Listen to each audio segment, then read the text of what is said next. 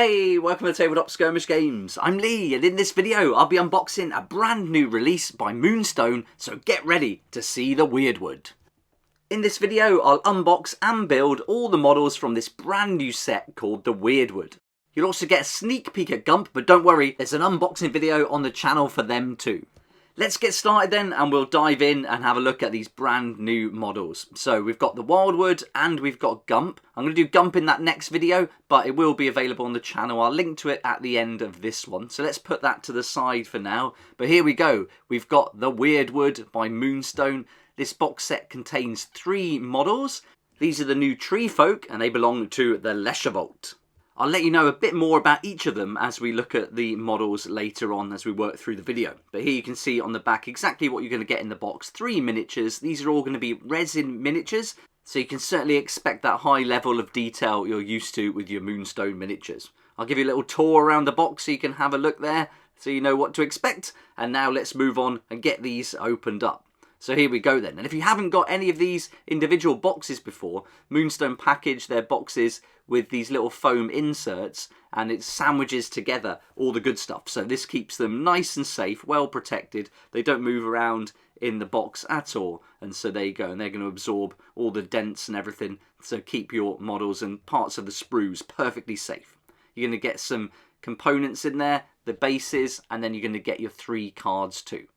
This is a really nice idea, putting that foam in there, so you certainly get your models in top condition. So let's get these open then. We'll have a look at all the models on the sprues first, and then we'll start putting them together and then have a look at the cards as well. And you can see that all the models will come in their individual little baggies like that, and you also get your bases as well. So obviously 3 models, you need 3 bases, and here they are. One of those is going to be 40mm. Let's get the ruler out so you can see that. That's going to be for one of the bigger models. And then the other 2 bases, they're going to be a little bit smaller, coming in at 30mm.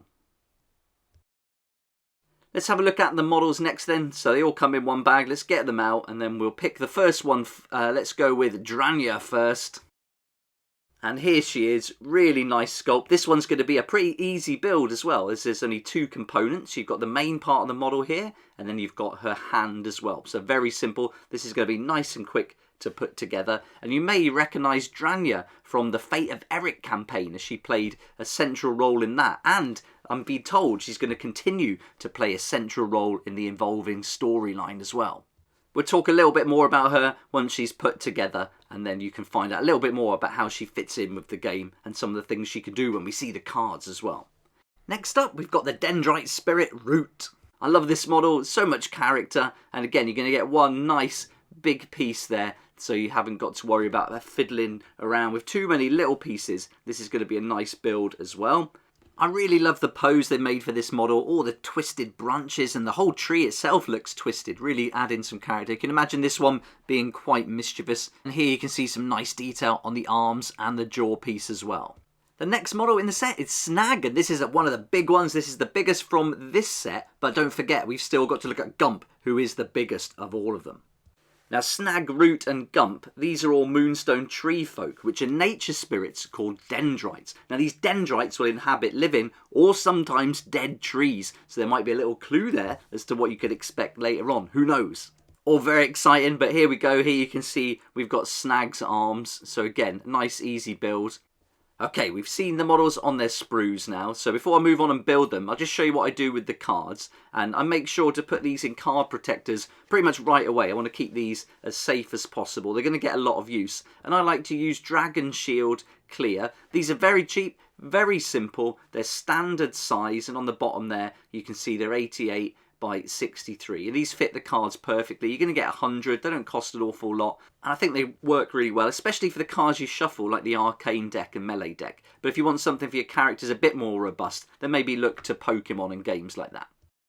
Okay, so I'm going to build the models now. I'm not going to do it all on camera, but I'm just going to show you how I prepare the models from Moonstone. So these are all resin models, and very easy to just snip off the sprue there.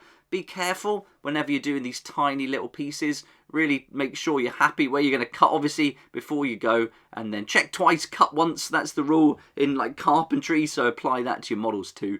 And then I just use a little blade to cut away and then scrape away any of the excess. And as you can see here, there's going to be a little bit where you've snipped off the arm. So I just trim that, be very careful, taking my time, and just do that. You can get little files and things as well, little hobby files, but I like to use the little blades.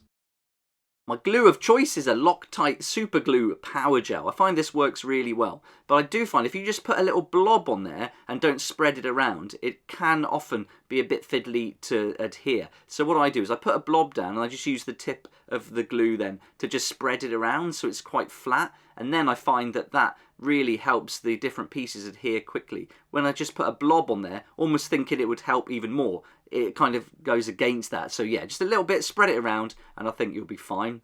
For some parts like this, here's a bit that we're going to take from Root. I take a big chunk of the sprue off in the first cut, and then that gives me a bit more control to get the angle when cutting all the detailed pieces for this arm, for example. So hopefully that was helpful, you got some tips there, but now let's have a look at the models assembled, and then we'll have a look at the cards and abilities.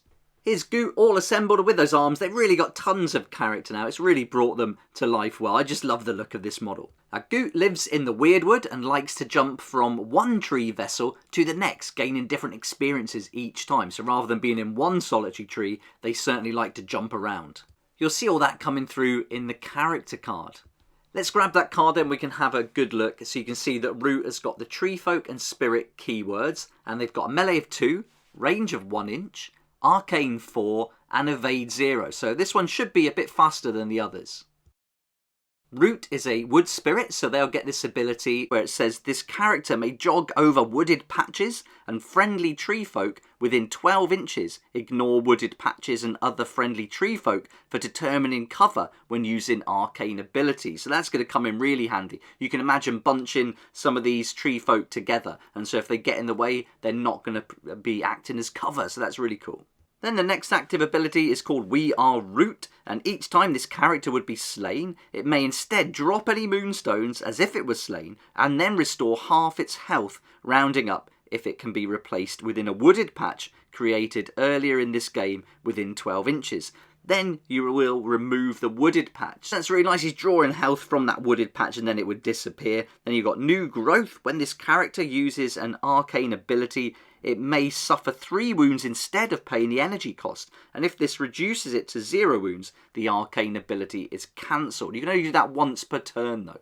Then you've got the arcane ability called Verdant Growth. This is going to cost you 2 energy, and you place a 50mm diameter wooded patch within 3x and line of sight on open ground.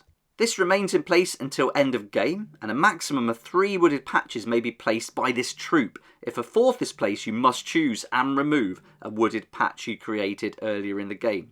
You're looking for a green card here with Root, and if there's a catastrophe though, the character will suffer 2 wounds.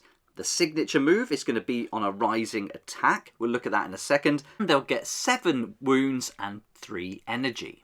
Let's flip the card and check out the Encroaching Roots upgrade for rising attack. This is going to deal impact or piercing damage. And then the end step effect, if the enemy suffered 1 or more wounds during this round of melee, then it cannot take a jog action until end of turn. Looks like you definitely want to be using that on an enemy model that hasn't activated yet and reduce their movement then. So that's really nice, a great little upgrade there, and I think it's going to be really fun to see how Root plays out in the troop. Next up we've got Snag. Now Snag is from the spooky Forsaken Forest, and you get that spooky vibe coming from the look of their model here with the skull and those sinister arms. And Snag has made their home in a dead silver birch. So rather than jumping from tree to tree, they like to just focus on one particular one. And here you can see we've got Snag's character card. So let's have a close-up look at that now. Snag comes with the Treefolk and Spirit keywords. We've got a melee 4. Range 2 inches, Arcane 3 and Evade +2. Snag's a bit bigger, so they're going to not be so quick to get out of the way, and that's represented with the Evade stat. Let's look at the active abilities. We've got Woodfoot. This character may jog over wooded patches. Splintered Branches. If this character deals impact or piercing melee damage, you can increase the damage dealt by +1. Next up, we've got Accursed, and when an enemy targets this character with an arcane action, you may reveal a green card from your resist hand before any cards are played, and after resolving the current action, the enemy model suffers X-1 wounds, where X is the value of the revealed card. Then there's Vengeance, and if a friendly character is slain or reduced to 0 wounds, the first time this model uses an arcane ability this turn, it doesn't need to spend any energy. So it's getting a little bit of revenge there, always nice. Now let's see the arcane ability called Deadwood Curse. This is 3 energy, so you're using all the energy here, and it's an 8-inch range. You're looking for a green card, and target gains the Deadwood Cursed. During the discard step, this character and all models friendly to this character within 3 inches suffer 1 wound, and that's until this character is slain. This is really good then, so you're going to keep hammering away at the enemy, doing little bits of damage, and also forcing them maybe to spread out a little bit if they're trying to pair up and keep some of their characters together to get some combos going, then that might affect it. But there is a catastrophe, and it says this character suffers 2 wounds. All other models within 3 inches suffer 2 wounds, so it could backfire. And the signature move for Snag is on a rising attack with a huge 12 wounds and 3 energy. Right, let's flip the card over and we'll have a look at Hex, which is the upgrade for the rising attack. This is going to be magical damage now, so you're not going to deal an awful lot of damage here, but the end step effect says that if the enemy suffered no wounds during this round of melee, the enemy model gains Deadwood Cursed. That's going to make Snag pretty tough up close and at range. So you've got lots of options here on how to use them. I guess in combat you'll want to be careful not to deal any damage to the enemy for that end step. Let's look at Dranya now. So Dranya is going to be a master of tricks, and she can change her appearance at will, often meddling in the affairs of mortals just for the fun of it. She can take any form, but her favourite is the form of an anthropomorphic fox. She can also appear as a young maiden or even a real fox, but this model really puts together the anthropomorphic fox and the young maiden, and I think they've done such a good job. It just looks brilliant, so much character. Let's look at Dranya's card, and you can see she's got the keyword Spirit, Melee 3, Range 1 inch, Arcane 4, and Evade -1. Her first ability is Trickster, and when this model successfully bluffs, after resolving the effect, you may reveal the bluff and then gain 3 energy, but you can only do this once per turn. The next is Shifter, and this character may jog over water features and wooded patches, so that's nice. It's going to get around the board quite quickly there. But now we've got the arcane abilities to have a look at, and let's start with the first one, which is called Mimic. Now this is interesting. It costs 0 energy, but you can only do Mimic once per turn. And you've got 2 options. You could choose a green card, and with that one you choose another model within 8 inches. This model gains one of its keywords until end of turn. I'm guessing if you're playing these together as a troop, you want to be maybe looking to get hold of that Treefolk keyword. But you could use the enemy's keyword too, I suppose, because it does say choose another model within 8 inches, not friendly or enemy. Then you've got another option. If you pick the pink card, then it says this character or a model within 4 inches which shares a keyword with this character gains +1 energy. And there's a catastrophe here. This character will suffer 2 wounds. Now this is interesting because the enemy is going to be expecting you to do Trickster, because then you can gain some energy. So if you've lost some energy, they'll be anticipating some bluffs. But then as you can only do Mimic once per turn, you have to choose between green or pink. So if they call your bluff and you've actually chosen a green one, say at first, then you could go for the pink card and then gain those extra energy too. So that's interesting how that's going to play out. Be really fun to try, I think. But there's another arcane ability called Cunning. This is 3 energy, so you'll be using all the energy for this one, and it's an 8-inch range. And here you choose blue card, and the target restores X+1 wounds. Then, if the target shares a keyword with this character, move it X-1 inches. So that's going to work nicely with Mimic there too. Then for another option, you could pick a pink card, and the target suffers X magical damage. Then if the target shares a keyword with this character, you move it X. Again, as a catastrophe, this character will suffer 3 wounds. I'm really liking this character. The interplay between Mimic and Cunning is going to be real fun. But we've got a signature move on a low guard, and then altogether 8 wounds and 3 energy. So let's flip that card, and then we can have a look at the Duplicity, which is the upgrade for low card. You're not going to do any damage here, But if there is a model within 4 inches that did not participate in this round of melee and shares a keyword with this character, you're going to reduce damage suffered to 0 as well. It's also an end step effect where you swap positions with a model within 4 inches that did not participate in this round of melee and shares a keyword with this character. This is really fun. I think she's going to work so good with Root and Snag, and they're going to be a great fun troop to play. But of course, we're not finished just with these 3 because we've still got to look at Gump, so hopefully you'll come and have a look at that video next and find out all about what Gump can do for the troop.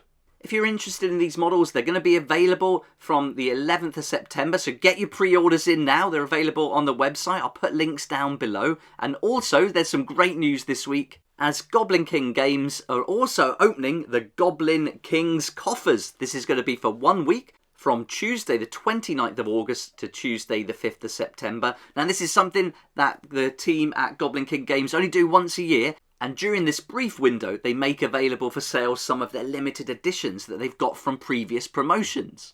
One of those models is Drunk Fritz, and I'm going to be featuring him in a game real soon, so look out for that. And I'll put a link down below to the Goblin King's coffers too, so if you wanted to pick up any of these models or Drunk Fritz and follow along with the game I'm going to play, then you can easily find him down below. I hope you enjoyed this video and as excited as I am about these new characters, and if you'd like to see Gump and everything that he can do on the battlefield, then come and join me for that other video that I'll link to at the end of this one.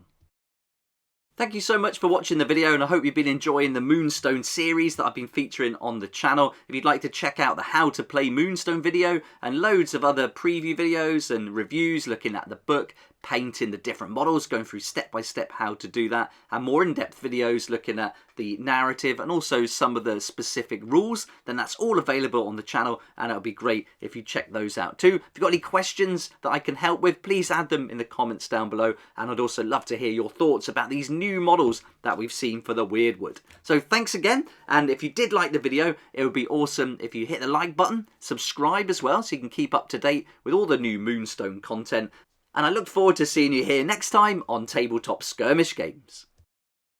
Thank you so much to my Patreon supporters for helping me to keep going with these regular videos. I couldn't do this without you, and I appreciate your support so much. If you'd like to join the Patreon community, support the channel, get some great perks at the same time, there's a link down below in the description. It'll be awesome to see you there.